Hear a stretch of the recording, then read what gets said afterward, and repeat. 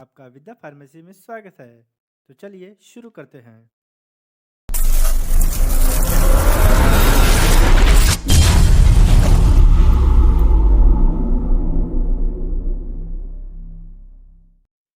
Leukaemia, blood cell cancer. Blood cancer को leukaemia भी कहा जाता है। ब्लड सेल्स की ब्रॉड कैटेगरीज होती है। हमारे शरीर में टोटल 3 प्रकार के सेल्स पाए जाते हैं।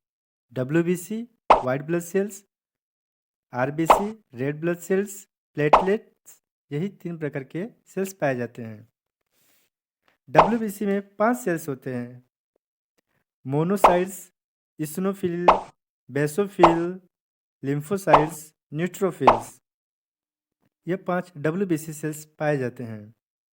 देन RBC लाल रक्त कोशिकाएं होती है और प्लेटलेट्स। WBC इम्यून सिस्टम के आवश्यक कंपोनेंट्स हैं। WBC से वायरस, फंगस और बैक्टीरिया के हमला करने पर शरीर की रक्षा करते हैं। ल्यूकेमिया से प्रभावित होने पर वे तेजी से डिवाइड होते हैं और नॉर्मल सेल से ज़्यादा बढ़ जाते हैं। WBC आमतौर पर हड्डियों के बोन मैरो में बनते हैं, लेकिन कुछ प्रकार WBC स्प्लीन, थाइमस ग्लैंड और लिम्फ नोड्स में भी बनते हैं। एक बार जब वे बन जाते हैं तो WBC पूरे शरीर में लिम्फ और ब्लड में ट्रैवल करते हैं।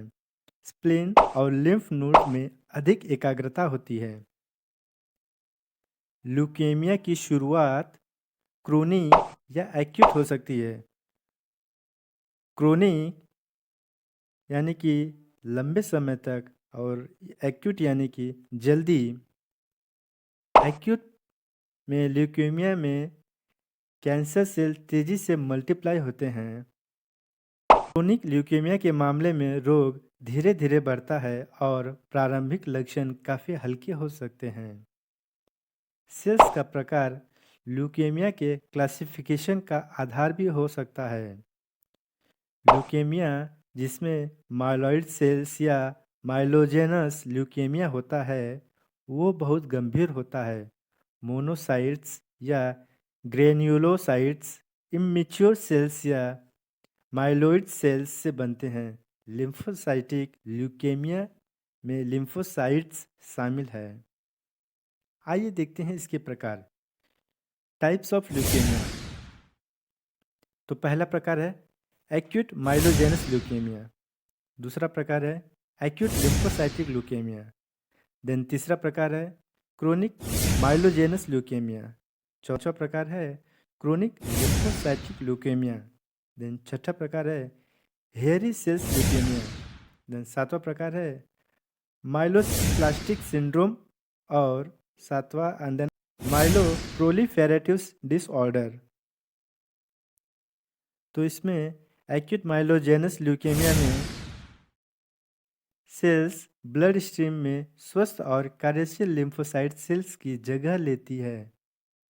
ये बच्चों में आम है। नॉर्मल छोटे बच्चों में ज़्यादा पाया जाता है। एक्यूट लिम्फोसाइटिक ल्यूकेमिया में माइलोजेनस स्टेम सेल्स आमतौर पर एबनॉर्मल वाइट ब्लड सेल में म्यूटेड होते हैं। कुछ myeloid stem cells abnormal RBCs या प्लेटलेट में मैच्योर होती हैं। यह कैंसर एडल्ट और बच्चों में दोनों को प्रभावित कर सकता है।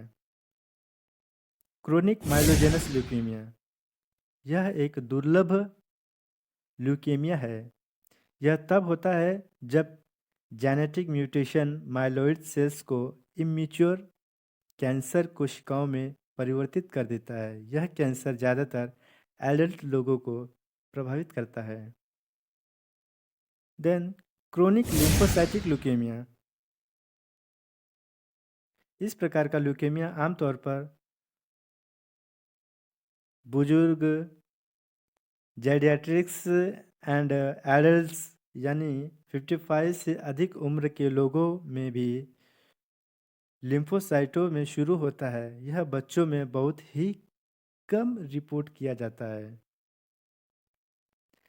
जैसे कि अन्य प्रकार है हेरी सेल्स ल्यूकेमिया, माइलोइड्स प्लास्टिक सिंड्रोम और माइलोप्रोलिफेरेटिव डिसऑर्डर। यह ल्यूकेमिया के दुर्लभ प्रकार हैं। आइए देखते हैं इसके लक्षण। थकान, कमजोरी, वजन घटना, संक्रमण, बुखार या ठंड लगना, हड्डियों में दर्द या कोमलता, त्वचा पर छोटे छोटे दिखाई देने वाले धब्बे, लिम्फ नोड्स में सूजन के साथ लीवर या स्प्लीन का बढ़ना, नाक से अत्यधिक ब्लीडिंग या चोट लगना इत्यादि लक्षण है। आइए इसके कारण देखते हैं। वैज्ञानिक अब तक ल्यूकेमिया के सटीक कारण का निदान नहीं कर पाए हैं। पर्यावरणीय और आनुवंशिक कारणों के कारण एक व्यक्ति इस स्थिति में पीड़ित हो सकता है। उदाहरण के लिए, यदि कोई व्यक्ति गैसोलीन में पाए जाने वाले बेंजीन जैसे कुछ रसायनों के संपर्क में आता है तो वह ल्यूकेमिया से पीड़ित हो सकता है। इसी तरह धूम्रपान करने वालों में ल्यूकेमिया होने की संभावना अधिक होती है। यदि किसी व्यक्ति का ल्यूकेमिया या पारिवारिक इतिहास है तो जोखिम भी बढ़ सकता है। Treatment protocol: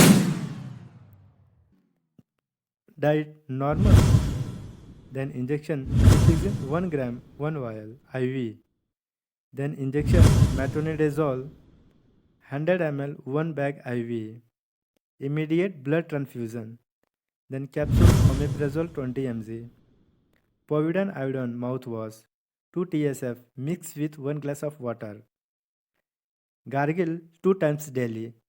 Thank you for watching.